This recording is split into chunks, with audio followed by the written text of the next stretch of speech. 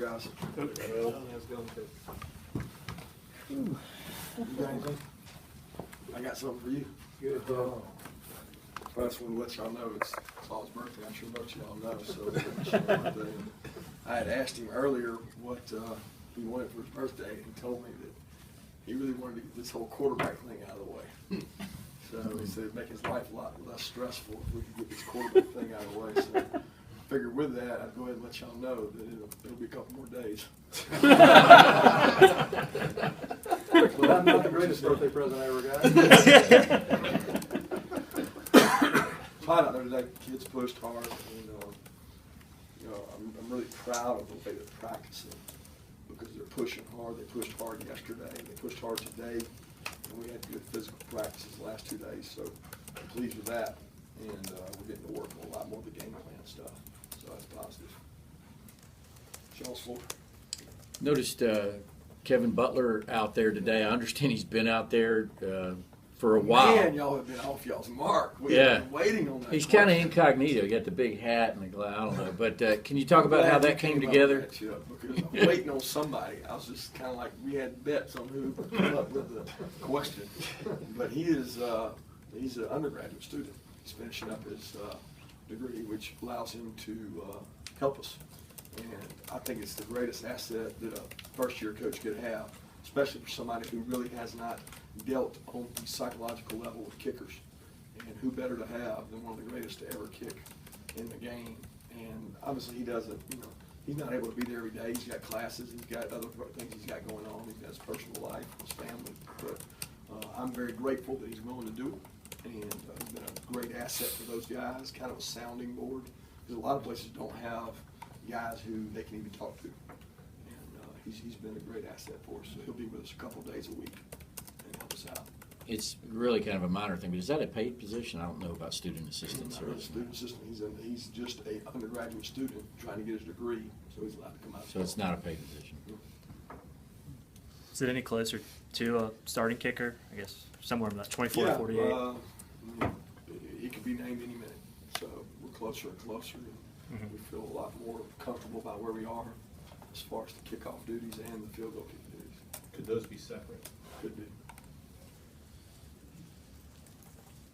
Is there a chance we see Bryce out there playing on Saturday? There's a chance. He's done a good job kicking for us. The young kids done a great, Marshall's done a great job as well. It's been a tough battle, really tough battle, because they both do a really good job of getting it off quickly, which is the number one concern. The number two concern is the distance and the hang, because they got such a great return. So either one of those guys could go out there. They're both weapons, and the good thing is one's right, one's left. So you got different spin on the ball there. Kirby, is there a chance you're going to wait till Saturday to reveal the starter at quarterback? Just when we know, we'll know. So, as soon as we know something, we'll come forward with it. But that's a chance if we don't know who's going to start until then. Is there a couple more days? Is that continuing to evaluate how they handle the game plan like you said last week? Right. They're both moving forward with the game plan because from an entire library of information getting reduced to a few books, guys start picking things up. They make things up faster. So it lightens the load some, and the guys begin to play faster. Even the guys around them begin to play faster. Concerning Sony, is it a situation where in the next few days you guys are going to X-ray him, scan him somehow, look at the injury? I want to X-ray him every day. I'm hoping for every day to show progress and show things going on to help him. But ultimately, we're going to have to make a decision because obviously he's not been able to get tackled to the ground. You don't ever like to play somebody who haven't done that. It's happened before, but it's not a situation you like to do without a guy having gone through a full live scrimmage. Kirby, you talk about playing faster on the defensive side. How quickly are the guys able to do what they're supposed to do without having to stop and think? Well, they better be able to do it. The problem is no matter what we do, we probably won't do what they do. It just never works out that way. It's what offensive coordinators get paid to do, to confuse you and show you something you hadn't seen. And when they got tape on us, we got tape on them. We know for the most part what they're going to do, but we don't know what formation, what motion, what shift they're going to do. So I hope the kids can go out there and play fast because that's what our job is, to get them to do that. But obviously, North Carolina has something to do with that too. Coach, would you mind giving us a rundown on who's going to be up and who's going to be down, and when game day rolls around? Tell me who you want to know about, and I got a lot of guys to go through. Well, I mean, in terms of your 10 on-field guys, like Schumann, Yeah, Schuman's gonna be up. Okay, Schumann will be up. Sharon Rocker, Mel will be down. okay. You know, Jim will be down, Shane will be down, helpful special teams. Okay. Sam will be down. Between Coley and Dale, we'll have one up, one down, Okay. and that's all the guys. Yeah, that's good. If you don't know, just watch kickoff. I never knew that was such a big deal to you guys. Kirby, talking before, I think about how at Alabama y'all went inside because of the heat, legs, y'all haven't been able to do that much. That and practice, some of the rain, how has it affected kind of prep for a game that's going to be in? That's my biggest frustration, is that you don't get to practice where you play. That's inside. It's not so much just the heat. You can control that by how much you do out there, cut back on what you do, how long you're out there. But I like to be able to practice on the same turf inside a building. You know, I always felt like there we dropped a lot of balls inside because it was adjusting to the inside and the backdrops and things like that. That's more of a concern for me than just the heat and weather. You know, they got to push through that regardless. But you know, it's not a perfect world, but we know that there's end in sight. So we'll do the best we can with it and control the things we can control. Do you think you guys have had good quality practices despite having to go in the heat day after day? Yeah, I really have been pleased. I don't think they've been as fast. Here's my experience. When you go inside, you practice faster, timing's better, everything's faster. Doing that way in the dome every day. You have a faster practice, so that's a good thing. But the mental toughness of going outside, there's an aspect of that. So this group's had to do that a lot more than the other. So you gain in one area, you might lose in one area. But I don't think you get to sustain and practice as long, as fast when you do that. So you got to be smart as a coach how much you do out there. The great thing is that we got the GPS system to track legs, how fast they're running, are they dipping, are they rising, where are they going right now. You guys gotten Quincy back at full speed yet? Yeah, I think Quincy's back. He's done a good job. I wouldn't say he's 100%, but I'd say he's back close to where he needs to be. Kirby, I know you just coached, your last game was against Clemson, and you have guys on your staff that just came from ACC programs. Have they talked to you about, you know, the quality of that league? And Yeah, we know the quality of the league. You know, the last couple of years, they've had more first rounders than the SEC, and it's a very respected league. We got a lot of respect for that league. And we play Clemson, Georgia Tech each year. Florida State's a program that won a national championship. You know, Miami's a good program. I mean, there's a lot of good programs in that league.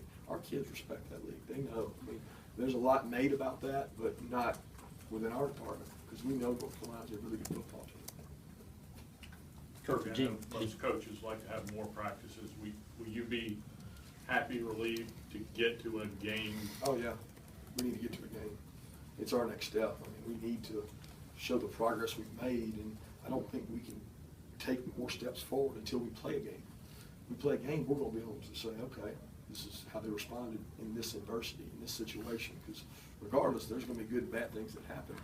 And how our kids respond to them, I don't really know.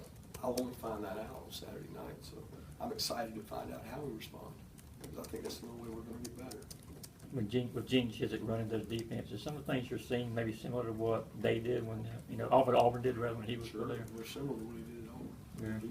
He's been pretty consistent, very fundamental defense, hard playing. I've watched a lot of their defense on tape, trying to help Coach Chaney.